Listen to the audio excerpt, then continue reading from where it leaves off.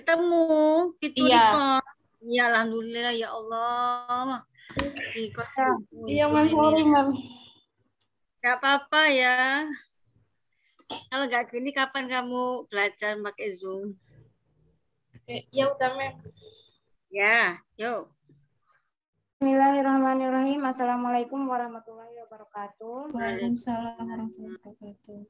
Sebelum kami memulai presentasi, izinkan kami memperkenalkan diri. Kami dari kelompok 7, dengan saya Nabila Zahra, teman saya Ria Putri Antika, selanjutnya Muhammad Ali Rafi, dan yang keempat adalah Muhammad Hizbullah.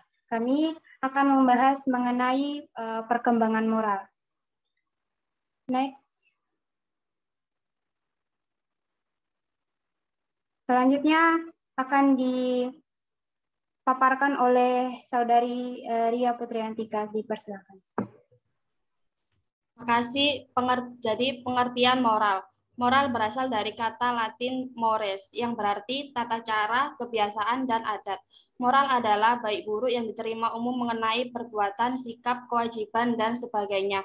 Moral merupakan standar perilaku yang memungkinkan setiap orang untuk dapat hidup secara kooperatif dalam suatu kelompok. Konsep moral, peraturan perilaku yang telah menjadi kebiasaan anggota kelompok atau anggota suatu budaya. Yang kedua, peraturan perilaku yang menentukan pola perilaku yang diharapkan dari seluruh anggota kelompok. Slide selanjutnya akan dibacakan oleh Ali Raffi.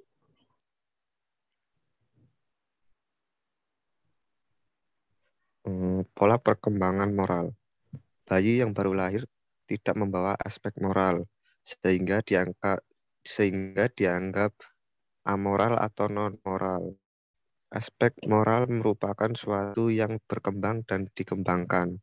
Teori psikoanalisa dan teori belajar. Next.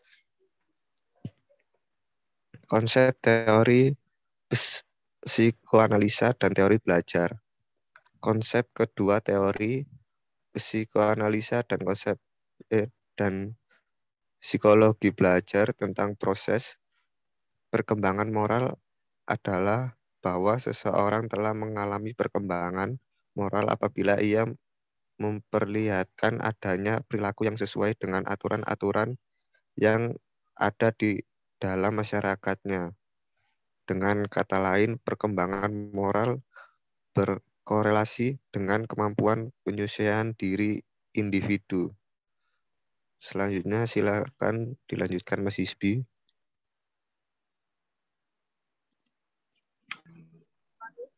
Teori moral menurut Licona. Licona 1991 menyatakan bahwa untuk mendidik moral anak sampai pada tataran moral action diperlukan proses pembinaan yang berkelanjutan, yaitu 1. Mulai dari proses moral knowing, 2. Moral feeling, hingga 3. Moral action. Ketiganya harus dikembangkan secara terpadu dan seimbang. Berbagai pendapat mengenai moral tersebut dapat disintesis menjadi hakikat moral yang berarti suatu ajaran terkait baik dan buruk yang diterima umum berkaitan dengan perbuatan, sikap, kewajiban, akhlak, budi pekerti. Moral inilah yang mendasari alasan perbuatan yang dilakukan seseorang. Next. Teori moral menurut Holberg. Menurut Lawrence Kohlberg, tahapan perkembangan teori moral adalah ukuran dari tinggi rendahnya teori moral individu berdasarkan perkembangan penalaran teori moralnya. Teori perkembangan moral Kohlberg yang dikemukakan oleh psikolog Kohlberg menunjukkan bahwa perbuatan moral bukan hasil sosialisasi atau pelajaran yang diperoleh dari kebiasaan dan hal-hal lain yang berhubungan dengan kebudayaan.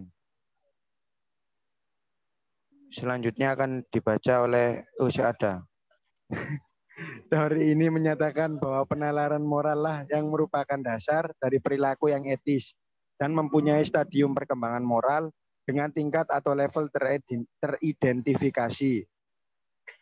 Level ini terbagi menjadi dua, yaitu level 1 prekonvensional. Pada level pertama ini merupakan tingkat prekonvensional dari penalaran moral seperti seseorang yang berada di dalam tingkat prekonvensional. Menilai moralitas dari tingkah laku yang ada dibuat berdasarkan konsekuensinya langsung. Terdapat 2 tahap awal pada level prekonvensional, yaitu tahapan awal dan murni. Melihat diri dalam bentuk egosentris.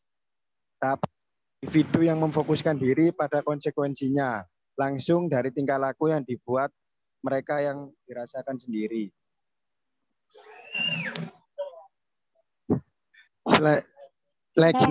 Next.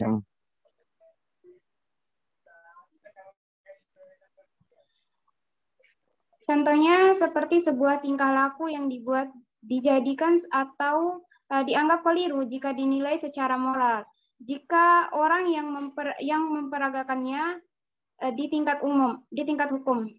Sedangkan pada tahap kedua, yaitu dengan nyata melihat diri dalam bentuk egosentris.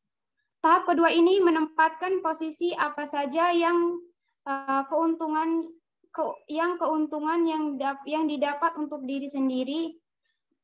Perilaku yang ada diartikan sebagai hal yang paling diminatinya. Dalam tahap ini terdapat 2 perhatian bagi orang lain yang tidak disadari oleh faktor atau loyalitas yang bersifat intrinsik. Yang selanjutnya level 2 yaitu konvensional. Pada level kedua ini umumnya berada pada seorang yang sudah matang dalam pemikiran atau seorang remaja. Orang yang ada pada tahapan ini menilai moralitas dengan sebuah tingkah laku yang dibuat dengan membandingkannya dengan pandangan dan keinginan. Next. Ya, mungkin itu saja presentasi dari kelompok kami. Lebih dan kurangnya kami mohon maaf. Selanjutnya, jika ada yang ingin bertanya, kami memberikan 2 sesi. 1 sesi dengan 3 pertanyaan dan sesi kedua dengan 2 pertanyaan.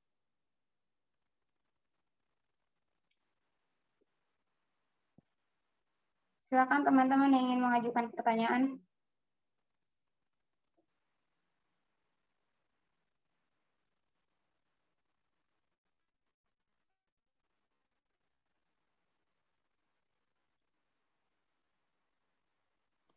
Permisi, saya bertanya melalui via chat ya. Ya.